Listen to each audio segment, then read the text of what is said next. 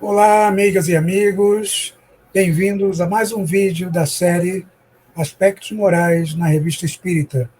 Série esta que tem como objetivo incentivar e divulgar o estudo e a leitura dos 12 volumes das revistas espíritas, publicadas por Allan Kardec entre os anos de 1858 e 1869.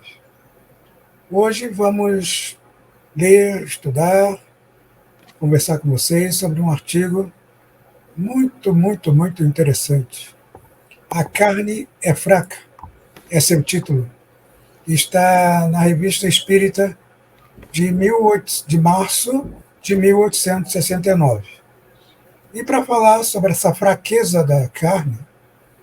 Tu não é filé mignon? Estão comigo os companheiros Felipe Rocha e Soninha. E aí, Soninha, sua carne é fraca?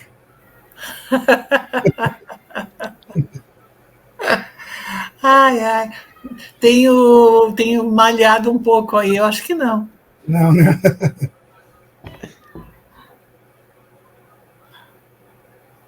O que mais? Então... Se apresente. Vamos lá, Felipe, pode te apresentar. Hoje eu permito que tu te apresente no meu lugar. Então vou fazer a mesma pergunta para o Felipe. A tua carne é fraca, Felipe? Estamos trabalhando para que não seja tanto, né, Dudu? Mas... Estamos malhando o espírito e a matéria, né? Estamos, na verdade, sim, a carne é fraca e estamos tentando deixá-la mais fraca, né? Fortificar o espírito e mortificar a carne, né? É isso aí. Ó, viu? A gente sempre tem umas para escapar da pegadinha, né? O espírita não é fácil de ser pego na contradita, né, Dudu? Não. Sempre sai pela tangente. E aí, Soninha, tudo bom? Como é que estão? Tudo bem. Olá, Eduardo. Olá, Felipe. Olá, ouvintes. E já começamos aqui dialogando, brincando, mas falando da importância que tem esse artigo, A Carne é Fraca, e nós vamos ao longo do artigo, que nós não vamos ler na íntegra, é claro, mas alguns pontos fundamentais não, mas alguns pontos que nós destacamos, a gente vai conversar sobre eles, e sempre lembrando para todas as pessoas que quiserem ler este artigo na íntegra e tantos outros mais, e não tiverem condição de manusear fisicamente a Revista Espírita, podem ir até o site da Federação Espírita Brasileira, febnet.org.br, e fazer o download gratuito de todas as edições da Revista Espírita e saborear a carne é fraca, com salzinho, pimenta e o que mais quiserem. E temperarem, não é? Temperarem a sua vida, a sua encarnação com as melhores condições possíveis para nós, como diz o Felipe, fortalecer o espírito. Oi, Felipe. Mas então é isso, né? Hoje nós vamos conduzir o programa aí de uma maneira talvez um pouco diferente, né? Que nós vamos ir lendo e comentando sobre cada pedaço desse artigo tão interessante, né? A ideia é que a gente possa aprofundar ali naqueles vários tópicos que o Kardec nos trouxe, né? Assegurando que realmente a carne em si é fraca, mas essa fraqueza não provém da carne, né? Ela provém do espírito. Então isso a gente vai identificando com o Kardec ali, nesse artigo tão elucidativo, né? E também na ideia de instigar cada vez mais, né, que as pessoas leiam, se aprofundem, nós vamos ler pequenos pedaços desse artigo e tenho certeza que vai render pano para manga, né? Hoje nós estamos cheios dos trocadilhos brasileirados aí, né? E interessante uma coisa, né, Dudu? Que a gente até conversou no backstage ali antes de entrar, né? Que esse trocadilho, a carne é fraca, não é brasileiro, né? Não, já utilizou ali na França. Até eu comentei, pessoal, com meus amigos, que quando eu li esse artigo pela primeira vez, eu fiquei surpreso que eu pensei que essa expressão, a carne fraca, é fraca, fosse uma expressão brasileira, né, aqui da nossa cultura, porque até hoje nós usamos essa expressão quando nós queremos justificar os nossos vícios, as nossas faltas, os nossos erros, jogando para o corpo, né, a fraqueza, né, o fato de ter fraquejado diante de um fato, diante de uma situação. Não é isso, Felipe? Utilizando como uma justificativa aí, né, Dudu? Uma justificativa para que a gente comenta os mais variados crimes, as mais variadas transgressões morais, né? Ah, mas, puxa, minha carne foi a carne que foi fraca, não tive culpa. É. Mas Aliás, então... o artigo já começa dando esse link, né? Vamos dar alguns spoilers do artigo aqui, mas que com certeza vão aguçar ainda mais a curiosidade. Kardec inicia o artigo da seguinte forma: há inclinações viciosas que, evidentemente, são inerentes ao espírito, porque se devem mais ao moral do que ao físico. Outras mais parecem consequência do organismo, e por esse motivo, nós nos julgamos menos responsáveis. Tais são as predisposições à cólera, à indolência, à sensualidade. Se a atividade do espírito reage sobre o cérebro, deve reagir igualmente sobre as outras partes do organismo. Assim, o espírito é o artífice do seu próprio corpo, que, a bem dizer, molda-o, a fim de apropriá-lo às suas necessidades e às manifestações de suas tendências. Interessante essa frase, né, Sônia? O espírito é o artífice do seu próprio corpo. Enfim, nós somos o construtor, não é? Nós somos aquele que nós estamos fazendo. O espírito, então, vai moldando o seu próprio corpo na atual encarnação e também nos planejamentos reencarnatórios, nós vamos fazendo isso, mas é importante que a gente já comece, que Allan Kardec já começa lá, que as questões viciosas, não é? Enfim, os vícios que nós fomos conquistando ao longo das encarnações, nós muitas vezes atribuímos somente as questões da matéria, mas não que isso é uma questão de estar com o espírito, uma vez que é o espírito que vai migrando de uma encarnação para outra, e não a matéria, né? Então, vem falando do quanto essa força de vontade está centrada no espírito e não na matéria. E que a matéria, sim, ela vai sofrer uma série de consequências da nossa indisciplina, da nossa invigilância, das nossas aquisições de maus hábitos morais e até mesmo intelectuais. E é interessante, né, a gente que acompanha aí as leituras espíritas, aquele que já é um pouco mais, que já estuda um pouco mais de tempo, ou que leu o André Luiz, da gente ir percebendo justamente esse poder do pensamento sobre o corpo perispiritual, né? Então, o plasmar uma roupa, o modificar o corpo, ou até mesmo a licantropia, né, do perispírito, que é a modificação do perispírito em um animal, né? Por aquela mentalização, por aquela fascinação por aquela forma, né?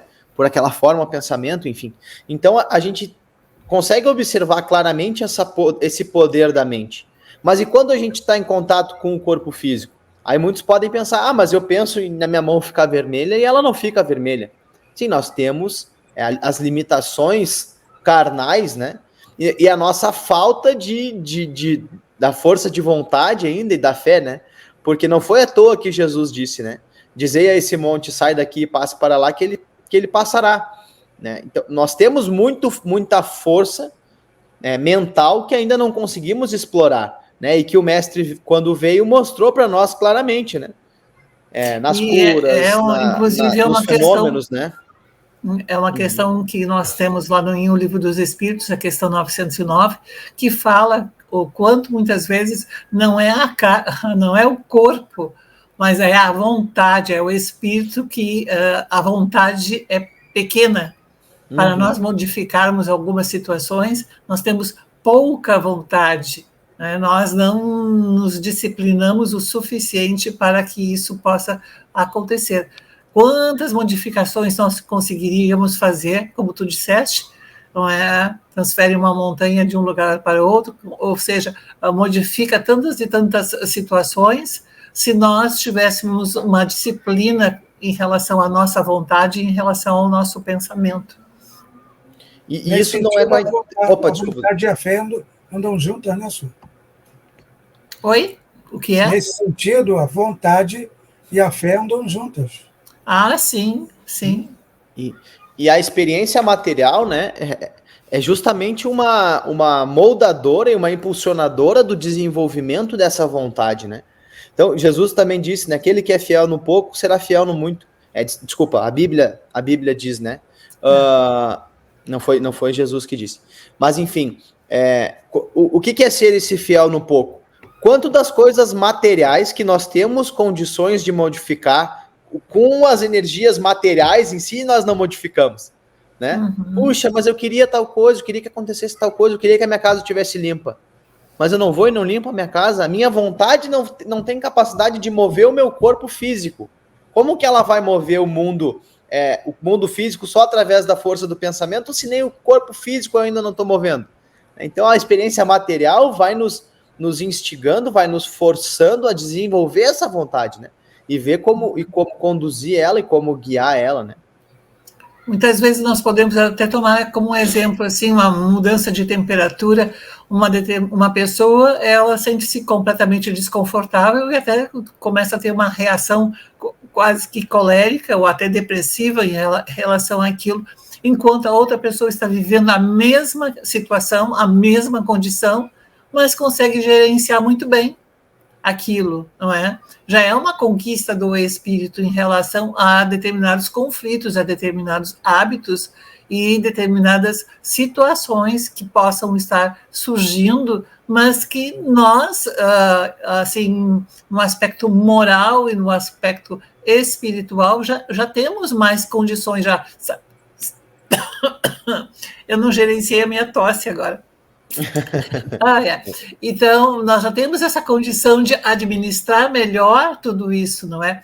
E nós vamos ver, muitas vezes, há pessoas que, porque têm uma pequena cólica, elas ficam péssimas, não é? Péssimas de humor, péssimas de tudo. E outras pessoas têm uma grave condição de saúde, mas estão levando numa boa tudo aquilo. Então, é claro que o espírito está interagindo com uma força muito grande, não é? A capacidade espiritual que cada um tem de gerenciar e administrar determinadas situações.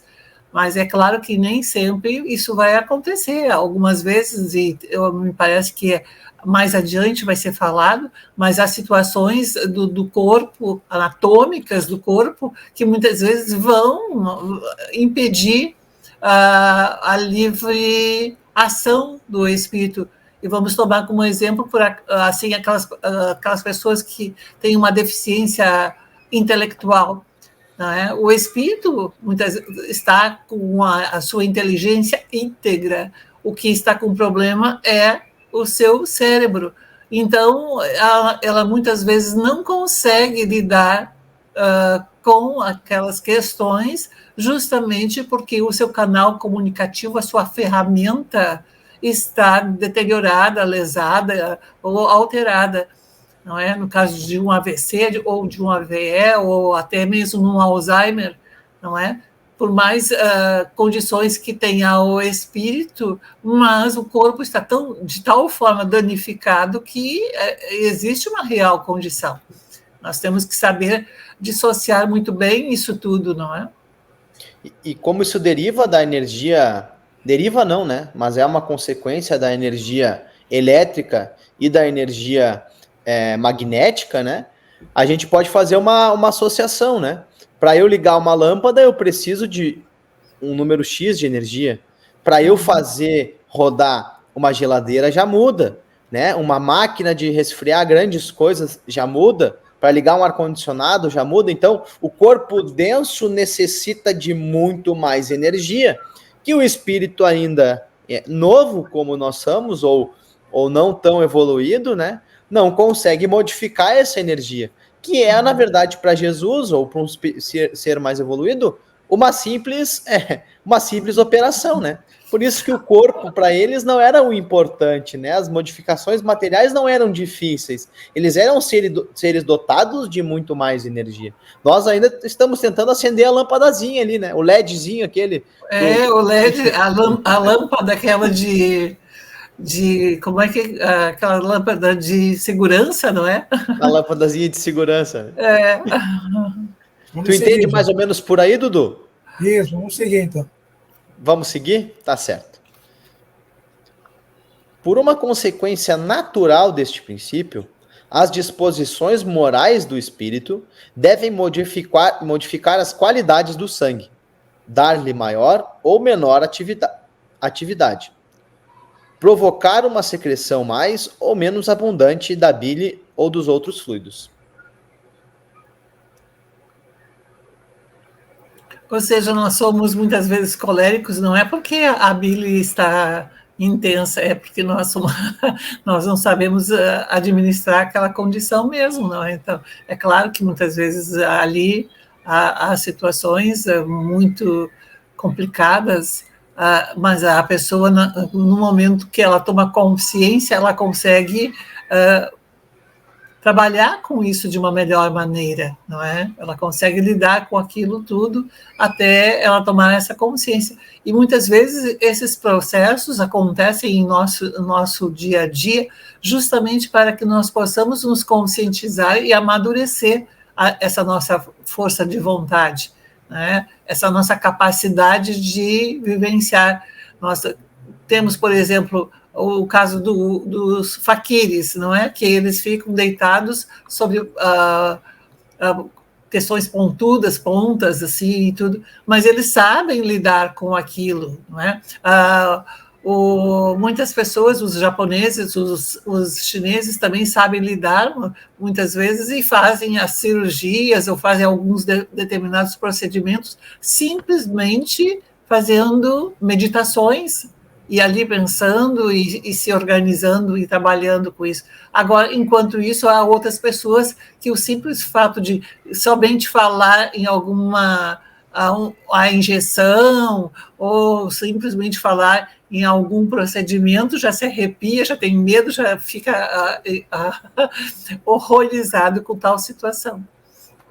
E essa influência no sangue é interessante, porque nós podemos alterar o nosso sangue através do aspecto moral, né? Por exemplo, uma pessoa com uma depressão muito grave, né? Ela deixa de comer, ela deixa de fazer atividades físicas, deixa de se comunicar, de se interrelacionar, né?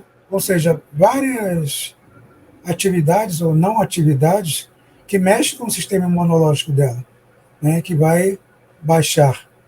E ao contrário, a pessoa também que trabalha direito com o alimento, né, com a sua alimentação, ela pode melhorar ou não o seu nível sanguíneo, né, a qualidade do seu sangue. Ou seja, então, tanto o fator interno do espírito como o fator externo da alimentação pode mexer com o nosso sangue. Sim, então, tanto é que o sangue, não, o corpo pode ficar mais ácido ou mais básico ou mais neutro diante de determinadas situações de raiva. Nós podemos alterar também, inclusive, a própria conformação de órgãos, muitas vezes, não é?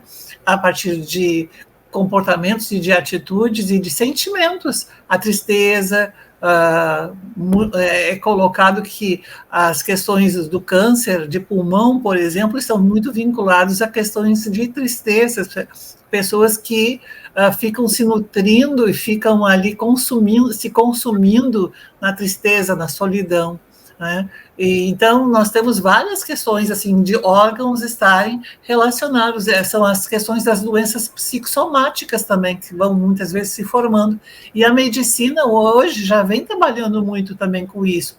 Muitos médicos e muitos profissionais da área da saúde já começam a alertar os seus pacientes de que, bom, os procedimentos podem ser feitos, mas que o procedimento por si só talvez não vá dar conta de tudo, que a própria pessoa, pela modificação, pela transformação do seu comportamento moral e intelectual diante de uma determinada situação, pode alterar. Então, eles fazem 50% do tratamento dos procedimentos que eles têm, mas 50% ou até mais, talvez, são da própria pessoa, não é? Da forma como ela lida com aquilo, da forma como ela entende com aquilo, da oração, do seu esforço, da sua vontade.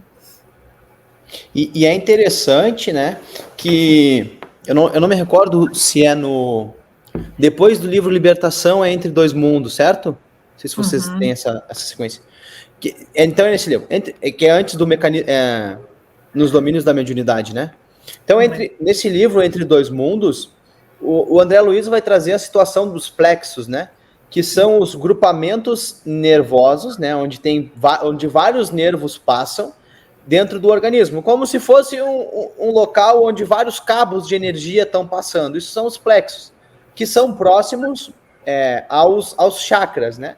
Então, aos centros de força. Aos centros de força. Que estão localizados no espírito, não é? No perispírito, não é? No espírito.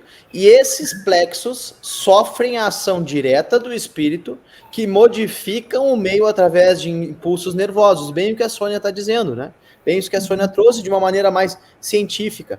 Então, o espírito pensa, transmite para o corpo perispiritual, que transmite para o corpo físico através desses centros de força, que modifica o corpo material. Então, é uma atividade quase que instantânea, né? E ele até fala da questão das doenças originárias dessas forças, né? Que tem uma relação direta com o estômago, por exemplo. A pessoa que é celíaca, que tem alergia ao glúten, né? Aquela alergia tem contato direto com o plexo, que liga no cérebro, que liga no perispírito. Então, é um sistema que se interliga, né? Como um todo. E que interage um sobre o outro, que um modifica o outro. Será que todo esse conhecimento foi o que levou Jesus a dizer que mais morre o homem do que sai pela boca do que pelo que entra nela? Né? Por quê? Porque o que ele estava dizendo com isso, né? O que a gente fala, o que a gente emana, né? O que vem do espírito tem mais influência no corpo do que o que alimenta o corpo. Então é legal a gente olhar por esse prisma, né?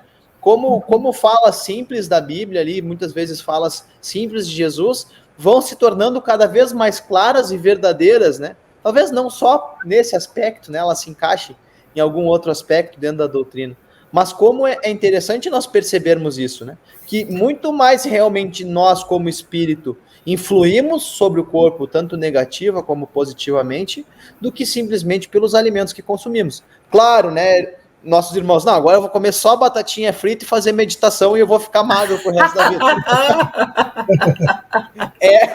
É uma interligação, uma coisa depende da outra, né? Não vai rolar. Não vamos para os extremos, né? Exatamente, mas aí nessa questão da alimentação que tu estás falando, Felipe, quantas vezes as pessoas dizem, mas eu não vou comer tal coisa porque isso vai me fazer mal, porque aquilo, porque começa a listar uma série de questões que realmente, no final das contas, aquilo faz mal.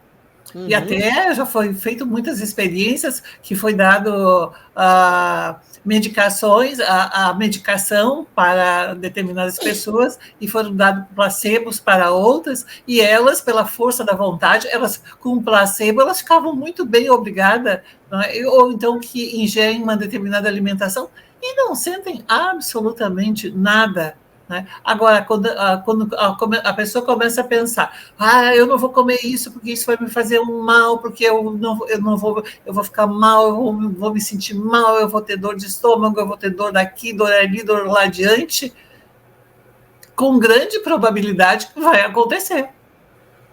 Que ela ficou ali, não é? Se intoxicando espiritualmente de uma vibração tão negativa que aquilo ali, né, levou a uma condição do corpo responder. Vamos mais um trecho? Vamos.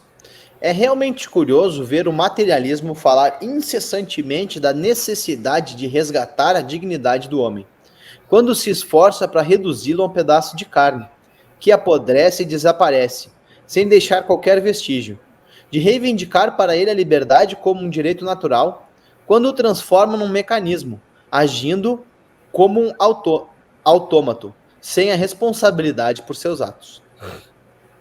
Olha, vamos entender, a dignidade está onde? A dignidade é algo que vem do espírito, não é? A nossa dignidade, a nossa honra, a nossa capacidade de lidar com determinadas situações. O corpo não é digno, não é? Quem é digno é o espírito. Então, se o materialista vai atribuir o tempo todo, né? Tem que manter a dignidade da pessoa e não acredita no espírito, na ação do espírito sobre o corpo, então como é que isso vai ficar? Não é? Se a matéria, se é somente a matéria que é digna, a matéria que tem a inteligência, a matéria que vai conseguir fazer e modificar tantas e tantas situações. Ele desfaz da completa capacidade e possibilidade do espírito, de haver um espírito, primeiramente, e de esse espírito estar interagindo. E é tão gozado pensar, né, que possa se ter uma filosofia, uma doutrina, ou um sistema de crenças que ache que estude a física, né, a origem do universo, né, que entenda que todos os materiais são oriundos de uma estrela, né, então a estrela pega o hidrogênio, transforma nos outros elementos, explode, forma os planetas através da gravidade, e através dessa poeira das estrelas se formam organismos que criam vida e que mais para frente desenvolvem a inteligência e começam a pensar sobre a criação da sua própria matéria. E que isso tudo é obra do acaso, oriundo de uma explosão casualística, e que quando se termina a vida, que também não se explica através dessa soma de materiais, quando essa vida se extingue, essa origem inteligente some. Então é algo que a própria busca pelo conhecimento físico torna... de uma certa forma, até ridículo esse tipo de pensamento, Sim, né?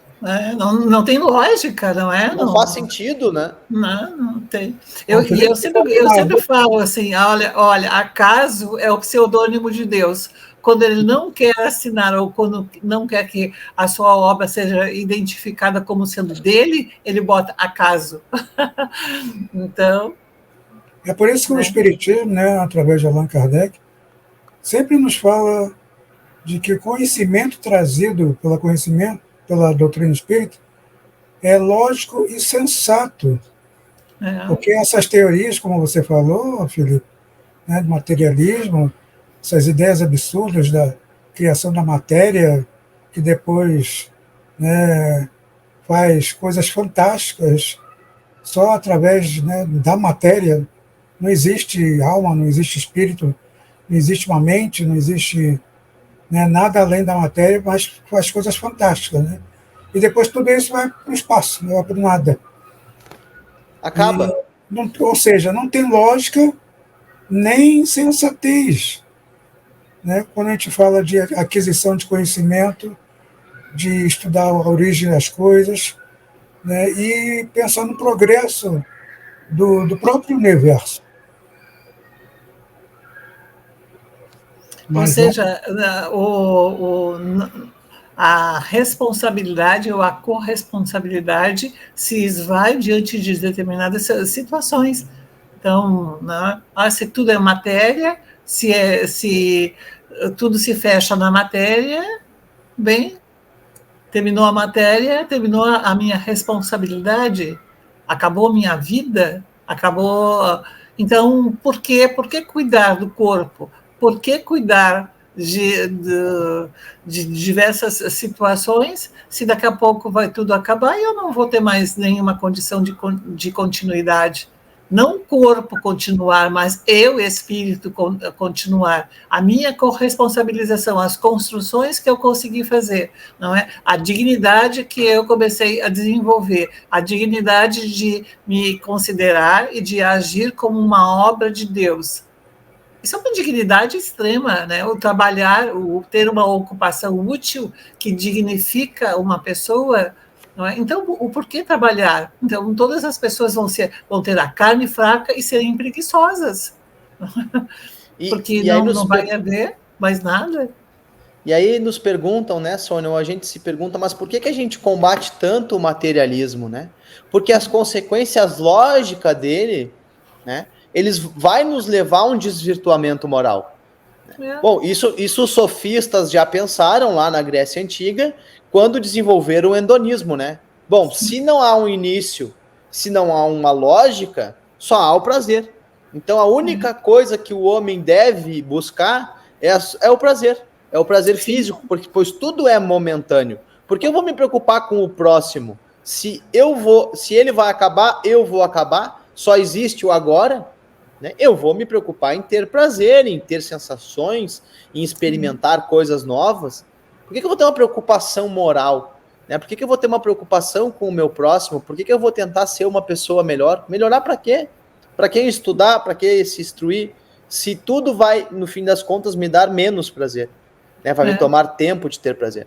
Então, as consequências do materialismo, as consequências filosóficas do materialismo são muito destrutivas, né?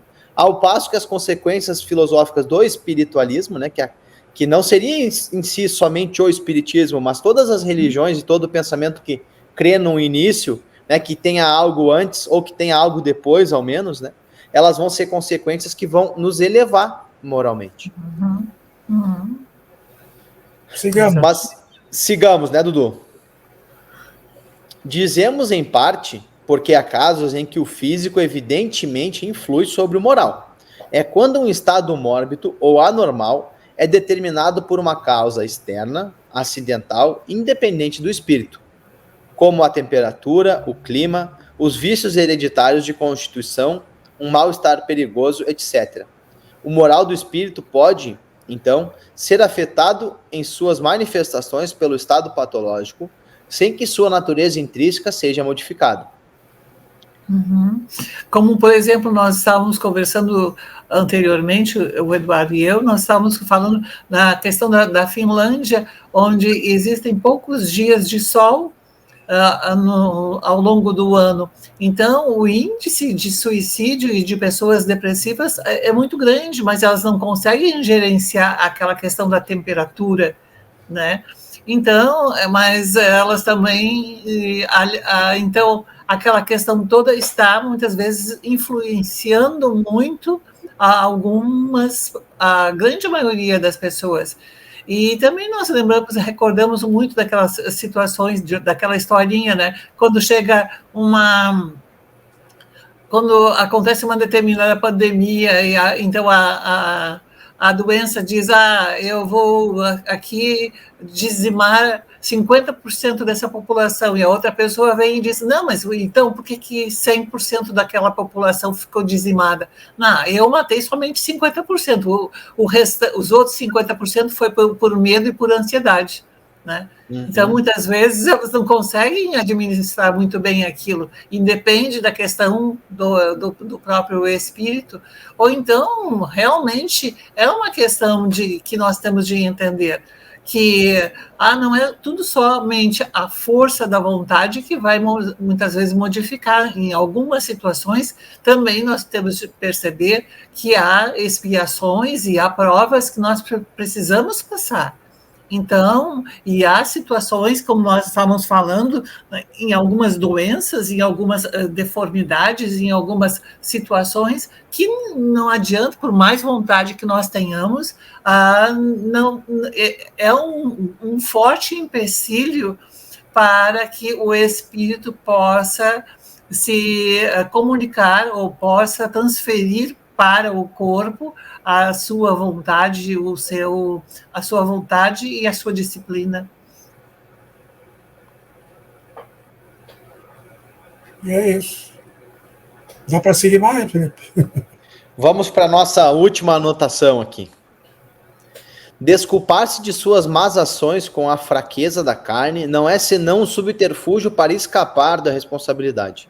A carne só é fraca porque o espírito é fraco, o que derruba a questão e deixa ao espírito a responsabilidade sobre todos os seus atos. É um bom fecho, né? A carne não é fraca, ou a carne só é fraca porque o espírito é fraco, né? Ou seja, quando a Soninha come chocolate até se empanturrar, entendeu? Não é a carne que é fraca, a vontade de comer chocolate, é o espírito dela, assim, que não consegue resistir e sai devorando todas as barras. Chocolatra. Cookies, brownies, dentre outros, né, Sônia? E todos os seus congêneres do chocolate. E se duvidar, uma cocadinha de chocolate também faz bem. Mas nós temos que saber administrar. Agora, também é importante, é bem significativo como nós vamos encontrar ao longo da codificação a questão da fé raciocinada, não é? Nós temos também que saber, o corpo também precisa se alimentar, o corpo também precisa de determinadas seguranças. O corpo, muitas vezes, para as intempéries, precisa de uma roupa adequada, precisa de uma série de situações. Então, nós não vamos perceber, não, eu vou sair, eu vou lá para o Polo Norte de biquíni.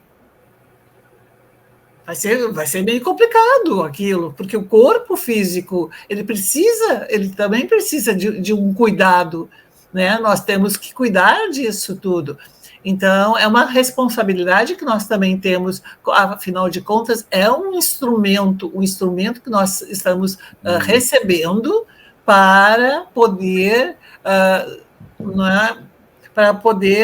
progredir, para poder evoluir. Nós temos uma responsabilidade sobre esse corpo, cuidar desse corpo. Então eu não vou mais a um médico. Então eu não vou mais fazer o exame. Eu não vou mais tomar uma determinada medicação, ou eu vou cuidar da minha alimentação, porque é o espírito tem que ser forte. Não, tem que haver um ponto de equilíbrio enquanto nós estamos encarnados e reencarnados. Mas há uma supremacia do espírito em relação à carne, ao corpo. E acho que é isso, né, meus amigos? Estendemos um pouquinho mais o programa hoje, porque o artigo era extenso, né, e as reflexões também não podiam ficar em segundo plano. Acho que a gente fecha aí com esse fechamento da Sônia e com essa frase do Kardec, né?